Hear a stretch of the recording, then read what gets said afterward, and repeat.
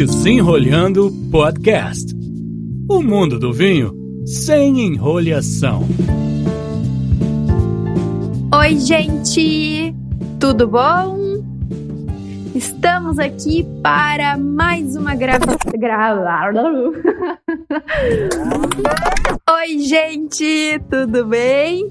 Estamos aqui de volta, agora com um delay não tão grande, para mais um podcast. Agora o nosso podcast número 4. Ah, tá crescendo aí, hein? Eu sou a Ana. E eu sou o Matheus. E nós somos do Desenrolhando, né? Então, aproveita lá, se vocês ainda não estão nos escutando e não nos seguem, aproveita lá no @desenrolhando e acompanhe nosso trabalho aí, que a gente gosta de postar bastante sobre vinhos e gastronomia. Estamos lá, em especial no Instagram e aqui agora nos podcasts. É, chique. Pois bem, hoje a gente preparou... na verdade, até, voltando, a gente lançou lá no Instagram uma enquete para os nossos seguidores do que eles gostariam de escutar a gente conversando aqui no nosso podcast. E aí, Arthur Rocha, muito obrigada pela sua dica.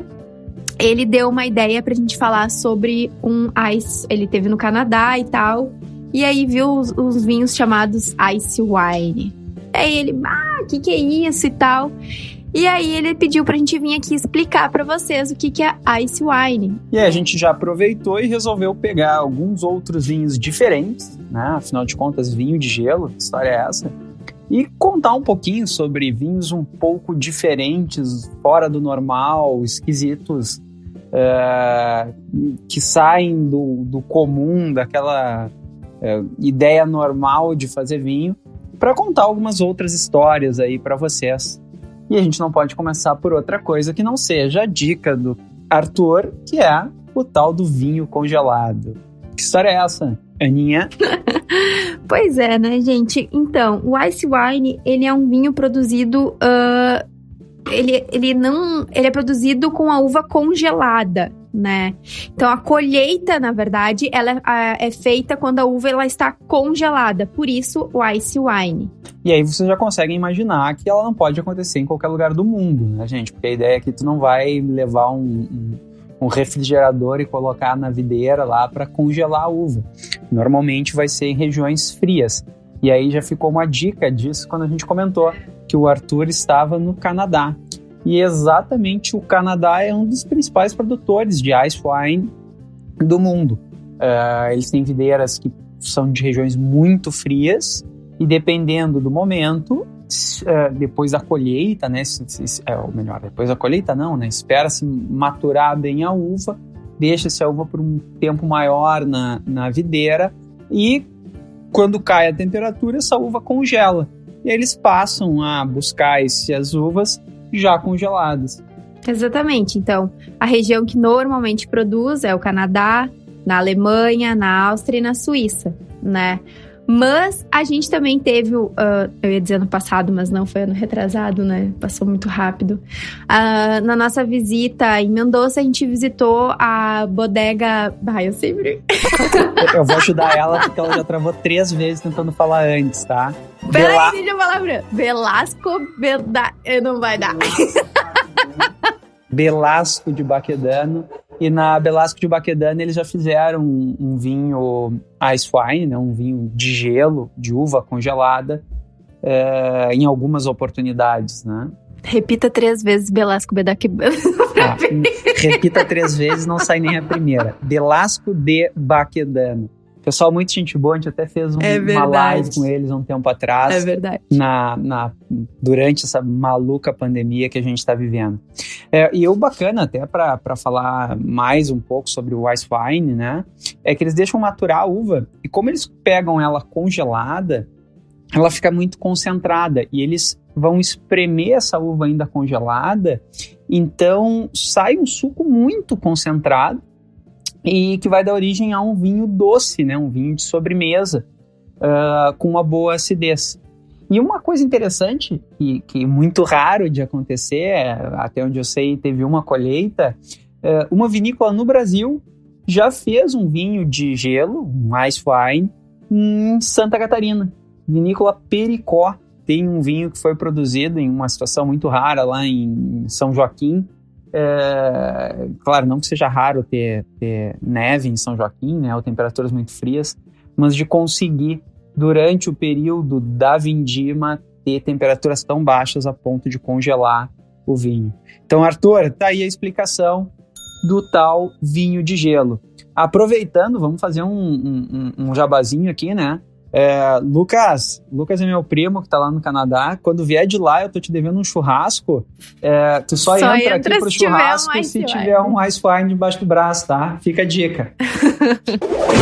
Outro vinho que a gente separou aqui, dos diferentões, diferentes, esquisitos ou sei lá o quê, é o tal do vinho botritizado. Não sei se vocês já ouviram falar. Botrytis, vinho botritizado, vinho podre, podridão, real, sei lá. E aí, alguém já tomou um vinho botritizado? Pois então, galera, vamos começar, né? Porque vinho podre, o vinho não tem nada de podre. O vinho os vinhos que tem botrytis, ou a podridão nobre, como ela é melhor conhecida, são vinhos de altíssima qualidade. Mas botrytis, ele é um fungo que ataca a videira. Ataca a videira em praticamente todo mundo. Tem que ter um cuidado que tem que se ter para evitar que tenha esse fungo atacando a videira. No entanto, em condições bem específicas, né, que esse fungo ele ataca exatamente por estar muito úmido a videira, a uva,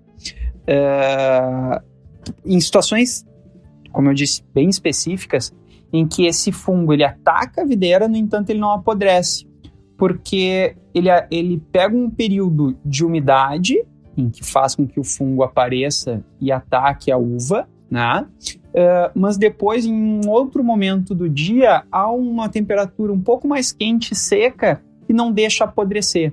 Essa soma de fatores que não acontece, de novo, não acontece em quase nenhum lugar do mundo, produz algo fantástico em relação a essas uvas e que, por sua vez, dão vinhos de altíssima qualidade, né?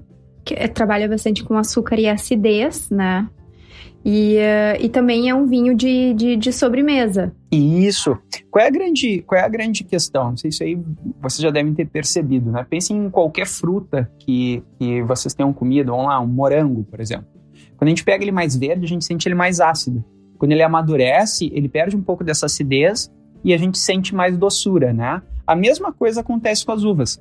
A uva, quando ela está mais verde, ela está mais ácida. E quando ela vai amadurecendo, ela vai ganhando açúcar e perdendo acidez. Então, quando se colhe a uva, quanto mais madura ela tiver, ela vai ter mais açúcar e a tendência é ter menos acidez. Isso é um se a gente fosse fazer um gráfico, a gente teria um X, com o açúcar crescendo e a acidez diminuindo. Quando a podridão enorme, a botrytis, ataca a uva de uma forma ótima, né? Ela consegue fazer com que, ao mesmo tempo que o açúcar está subindo, a acidez siga subindo.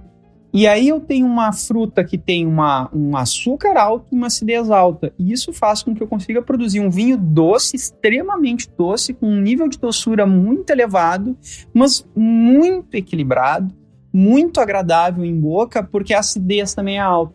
Então é algo que é, de novo, raríssimo de acontecer. E quando vocês encontrarem podem ter certeza que vai ser um vinho de um preço mais elevado. Exato. Ele se torna um vinho mais caro em função desse ataque da botrytizado, que diminui a quantidade da água da uva, né? Então, normalmente para te fazer uma garrafa de 750 ml de vinho, tu usa, sei lá, em torno de 300 uvas, mais ou menos. E para te produzir uma garrafa de 375 ml de um vinho botrytizado, tu usa em torno de 5.000 uvas. Então, além de todo esse processo da colheita, ela ser baga por baga, né? Ela ser toda especial, tu precisa de uma quantidade muito maior de uvas para te produzir esse vinho, né? Só para explicar por que a Ana falou em colheita manual individualizada. Normalmente, quando se colhe a uva, o que se verifica no parreiral, quais estão melhores, e tu colhe todo o cacho da uva. Como a botrytis ela ataca diferentemente bago por bago da uva, né? Bolinha por bolinha. Ela não ataca a videira, ela ataca ali os baguinhos, as bolinhas da uva. Então, cada bolinha daquelas vai ser colhida individualmente de acordo com a quantidade de ataque de botrytis que ele vai ter. Então, imagine a trabalheira que dá, e não vai conseguir usar tudo, e ainda assim vai ser uma uva que vai render menos suco, e isso significa, consequentemente, que eu vou precisar de mais uvas para conseguir a mesma quantidade de vinho. E normalmente a gente conhece, então, a gente vai encontrar esses vinhos bem conhecidos como o Tokai. Aí, Luiz, nos ajuda aí, porque Google. Tokai é um vinho húngaro, né? Então a pronúncia põe a pode voz do Google ali. Põe a vozinha do Google aí pra falar Tokai pra gente. Mas é claro, digníssimos, então vamos para a pronúncia exata. Tokai. Tokai. Tokai. Beleza, valeu, segue aí, Ana. Tokai. Tokai. Que é da Hungria, e o outro que é o Sauternes. Sauternes, que é da França. Da França. Então, são os 2 vinhos mais conhecidos que são produzidos com uvas botrytizadas. Tem 2 vinhos que aí agora é para derrubar a gente na hora de falar também, mas são vinhos alemães, né? Que é o Deixa comigo! Trockenbiernauslis e o Biernauslis, que é o TBA e o BA, que são vinhos também raros e bem caros, difíceis de achar no Brasil. Então uma garrafinha de 500 ml passa de R$1.000, que são vinhos que muitas vezes eles, para não dizer sempre, eles também passaram pelo processo de botrytização da uva. Então vejam, aí se falar em vinho de uva podre, né, é isso aí. Claro que não é a uva podre, né, gente? A botrytis, se não for a nobre, ela vai apodrecer e não vai fazer nada de bem para a videira. Mas se falar em podridão nobre, vocês estão diante de um belíssimo de um vinho. E, gente, eu tive a oportunidade de tomar. Lembro que numa aula também tu tomou e tu chegou em casa e falou, não, tu precisa experimentar esse vinho. Então, um dia, você que gosta realmente de vinho, vale a pena experimentar. E claro, eles vão ser diferentes de acordo com as uvas que foram utilizadas, mas o vinho botrytizado, ele tem características muito próprias, assim, damasco, é muito interessante o vinho, e é uma experiência única, assim, vale muito a pena, talvez se reunir com alguns amigos para dividir aí uma garrafinha e conhecer o que é um vinho botrytizado. Isso aí. O nosso próximo vinho diferente, né, seria o Amarone, né, que eu acho que a gente escuta aí Amarone da Valpolicella, ou Amarone, ou enfim, ou na verdade o processo de pacificação, Apacimento. Pois então. Eu tô com a língua travada hoje. O Amarone, não só o Amarone, né? Mas eu acho que o Amarone é o vinho mais famoso que passa por esse processo.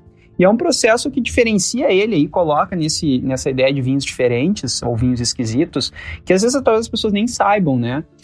O Amarone é um vinho italiano, que ele é produzido na região de Valpolicella, e por isso Amarone della Valpolicella, que para fazer esse vinho, eles, depois das uvas amadurecidas, essas uvas são colhidas, elas são deixadas sobre algumas esteiras, né? E elas secam durante um determinado período sobre essas esteiras, sendo ventiladas e tal, para que com esse processo de secagem, né? De pacificação, então fica quase uma uva passa, a uva acaba perdendo água e com isso concentra sabor, açúcar, para só então ela ser utilizada ou ser fermentada e produzir o vinho. E eu lembro até a primeira vez que eu experimentei um vinho que sofre esse processo, que passa por esse processo, né? Que foi um Enamore, que eu acho que foi logo quando a gente começou com essa história do Desenrolhando mesmo, já faz um tempinho. E eu tomei aquilo e falei, bah, que bom! E é muito engraçado, porque a gente toma e a gente sente um dulçor, digamos, mas ele não é um vinho doce. Ele é um vinho seco, né? Ele é um vinho alcoólico, ele é um vinho bem intenso, só que ele tem essa sensação do dulçor em função função dessa pacificação, desse processo que ele passa, né? Então, tipo de uma uva passa, de uma coisa... Mas só pra gente deixar as coisas bem claras, né, pessoal?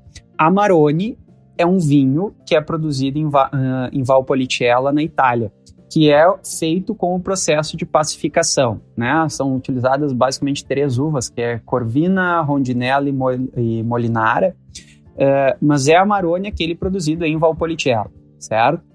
Mas em outras regiões do mundo também são, na Itália até mesmo, são produzidos vinhos que passam por esse processo de pacificação. E esse vinho que a Ana comentou, o Enamore, é um vinho de uma vinícola italiana, que ele começou a ser produzido em parceria com uma vinícola italiana, trouxeram o procedimento para cá, mas esse especificamente ele é produzido com Malbec. Ele até mudou de nome, eu acho que agora ele se chama Milamore, né? Na verdade, ele não é 100% Malbec, eles vão alterando as safras, né? Mas a uva predominante é Malbec e agora é Milamore, ela é a vinícola Renascer, que também é de Mendoza, né? E a gente também, eu acho que aqui no Rio Grande do Sul, a gente experimentou um baita vinho, que daí não é de Corvina, é o Reduto. O Reduto da Aracuri, que é produzido com Merlot, é um vinho muito interessante, mais fácil de encontrar. Eles usam Merlot pacificado de diferentes safras. Então é um vinho com uma complexidade muito interessante, traz aromas e sabores que vocês normalmente não vão encontrar. A gente já levou em algumas degustações às cegas, jantares lá no curso da BS e tudo. A galera o pessoal ficou encantado com o vinho. Parabéns, pessoal da Aracuri aí. É uma bela opção de vinho pacificado. Obviamente não é um Amarone, né? Ele é produzido no Brasil, então a gente não pode chamar ele de Amarone. Mas fica aí a dica para vocês experimentarem um outro vinho pacificado. Outro vinho que a gente também experimentou esses dias foi lá de Santa Catarina, numa visita que a gente teve recentemente ali em São Joaquim, que é do pessoal da Leone de Veneza. Muito bom. E aí, eles, claro, não podem chamar de Amarone, mas eles produzem com as 3 uvas, que é a Corvina, Rondinella e Molinara. E o bem interessante dessa vinícola, eles têm uma produção voltada para uvas italianas, né, a Leone.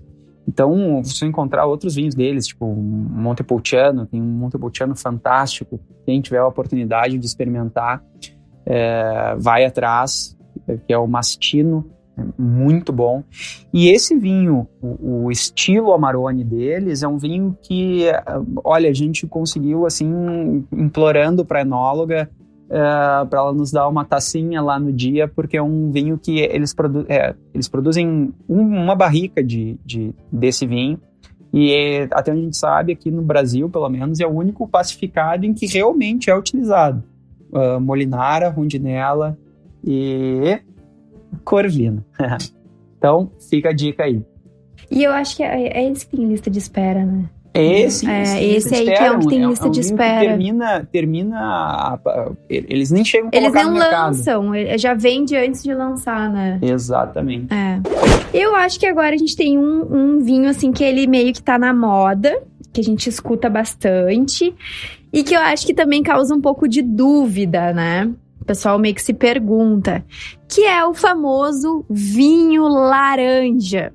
Bom, gente, eu acho que, primeiro, o que vocês precisam saber é que vinho laranja, ele não é feito com laranja, né? Vamos deixar bem claro, ele é feito de uvas brancas. Até, inclusive, no nosso último podcast, a gente comentou sobre... acho que a gente deu uma pincelada sobre o assunto de vinho laranja. E aí, hoje, a gente veio falar um pouquinho mais aí pra vocês e falar alguns dos vinhos que a gente já experimentou. Aí eu vou consultar o meu HD externo. Na verdade, eu indico vocês a terem um livrinho para botar os vinhos que vocês vão tomando e até mesmo as sensações que vocês tiveram, as impressões que vocês tiveram. Porque depois a gente esquece, né? Depois passa 1 ano, 2 anos e a gente esquece dos vinhos que bebeu. Então é bom vocês terem esse caderninho que vocês podem recorrer e lembrar das impressões que vocês tiveram ou até mesmo dos rótulos que vocês experimentaram. Eu tenho, mas eu não uso. Eu só uso o meu HD externo de memória infinita, que é o Matheus. Porque é muito engraçado. Às vezes eu olho pra ele, amor, a gente já tomou esse vinho? A gente gostou desse vinho? O mais engraçado, isso ela me racha, cara. Às vezes ela vai num lugar assim e pergunta, olhando pras pessoas, a gente gostou desse vinho? Eu disse, olha, eu não sei tu, eu gostei, eventualmente eu não gostei, né? Mas são coisas que a Ana me faz passar em algumas situações. Bueno, engraçado. Até que a Ana comentou isso, né? Ela fez uma brincadeira, não é um vinho feito de laranja. Só para constar, tá, gente? Pela legislação brasileira, para ser chamado de vinho, tem que ser feito de uva, certo? Se não for feito de uva, não pode ser chamado de vinho. Então eu posso ter algum outro tipo de bebida feito de fermentado de outra fruta, mas não vai ser chamado de vinho pela legislação brasileira. E a história do vinho laranja, ele é bem interessante. Ele é um vinho que não é se a gente for para pensar, não é novo, né? Ele já é uma coisa bem antiga, assim. Mas não se costumava fazer tanto. Porque o vinho, a gente tem basicamente vinhos brancos e vinhos tintos, né? O vinho branco, ele é um vinho que eu separo a polpa da casca, e o vinho tinto é um vinho que eu mantenho casca e polpa em contato, certo? O que vai dar cor pro vinho tinto é a casca. Então, para fazer o branco, eu tiro a casca e faço o meu suco, o mosto, a fermentação dele, tudo só com a parte interna. Isso faz com que o vinho tenha aquela cor mais clara. O vinho tinto, casca. A gente até já falou outras vezes que como eu separo a parte interna da casca, eu até posso fazer um vinho branco de uvas tintas, né? Porque a cor vem da casca. Qual é a grande sacada do vinho laranja, ou a diferença do vinho laranja? O vinho laranja, na verdade, eu faço um vinho branco, no entanto, da mesma maneira que eu produzo um vinho tinto. Como assim? Eu vou fermentar o vinho, a parte interna da uva branca, juntamente com a casca dessa uva branca. Então eu vou pegar lá um Chardonnay, que seja, vou pegar um Sauvignon Blanc, quem quiser tentar essa proeza de fazer um laranja de Sauvignon Blanc, né? E ao invés de separar as duas partes, eu faço elas fermentar conjuntamente. Essa fermentação, ela costuma levar a um vinho mais alaranjado. Por isso ele é chamado de vinho laranja. Eles têm a cor alaranjada ou a cor âmbar, mas vocês podem encontrar uma classificação, uma denominação de vinho laranja, que ele não vai ser tão laranja. Porque é justamente, ele não vai ser laranjão, porque vai ser justamente essa explicação que o Matheus estava dando. Que é o tempo de contato que ela ficou ali, o tempo de maceração, o tempo de contato que ela ficou com a casca. Então, quanto maior o tempo ali de maceração, mais alaranjado, mais âmbar, enfim, o vinho, ele vai ficar. Então, às vezes, vocês podem abrir um vinho, comprei um vinho laranja, então eu abri e servi na taça e não ser um laranjão, assim, um alaranjadão, assim. E vinhos laranjas, vocês vão encontrar vinhos laranjas fantásticos na Itália, vinhos laranjas muito bons na Geórgia, né? São duas regiões de vinhos laranja. Mas, para conhecer, tem vários produtores fazendo vinhos bem interessantes, laranjas, aqui no Brasil, né? E aí, aproveitando, assim, nossa memória recente, já que ela botou o HD para funcionar, a gente teve há pouco em Santa Catarina e eles estão produzindo 2 vinhos laranjas lá que a gente tomou, bem interessantes, que é o Ouro Vecchio. Muito bom, gente, muito bom mesmo, da Leone, né? O Ouro Vecchio da Leone de Venezia. E a gente teve a oportunidade agora, eles acabaram de, não sei nem se eles lançaram ainda, a gente trouxe para cá uma garrafinha de um Ouro Vecchio que nem sei se a gente podia falar, mas agora a gente tá falando. Desculpa aí, pessoal, se não era pra falar ainda. Mas com passagem por barrica também. Que né? Estou curiosíssima. Que se a gente não chegou a experimentar, a gente trouxe uma garrafa de cada. Uma sem passagem por madeira e uma com passagem por madeira. E na Leone também a gente tomou um vinho laranja, eu acho que na barrica? Não, Leone não, na Világio. Isso, na e a Világio Ponte também tem um vinho laranja que é bem interessante, bem aromático, que é outro.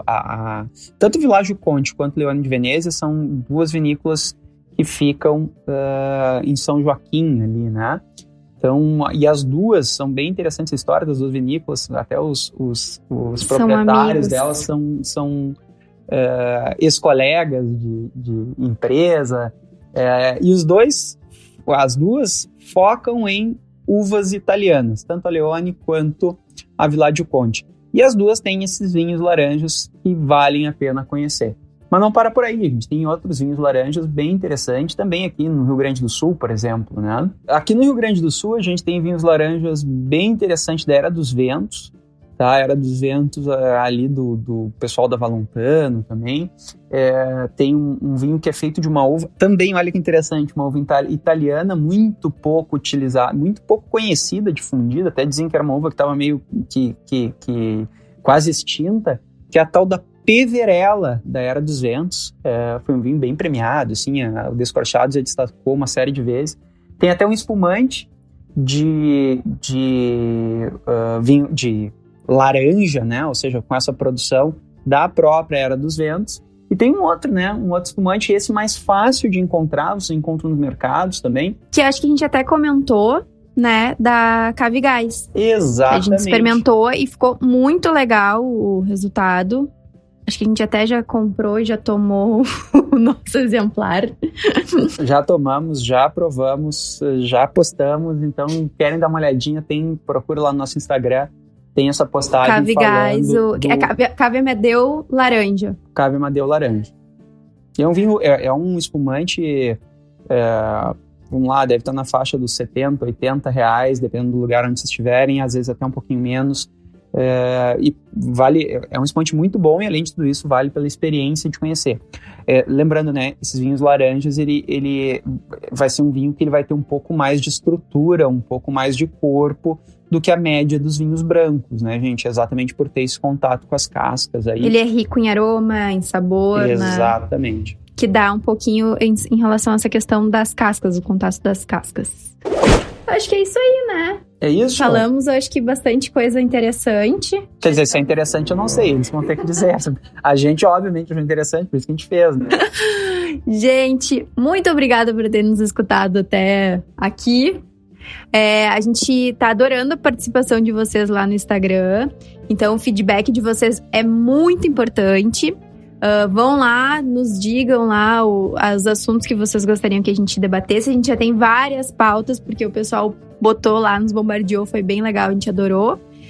Mas fica aqui a sugestão, né? Ou a sugestão não, né? A sugestão é o que a gente vai pedir, mas vocês já viram, o que vocês pedem a gente traz aqui. Então, lancem a pauta, que o que vocês pedirem a gente vai falar por aqui. Boa noite, boa tarde, bom dia. Boa tarde, boa noite, boa corrida, bom fim de dia. Presta atenção no trânsito aí, guri. Seja lá o que vocês estiverem fazendo, né? Então, e nos escutem e nos sigam Desenrolhando Podcast. É isso aí. Beijo, até mais.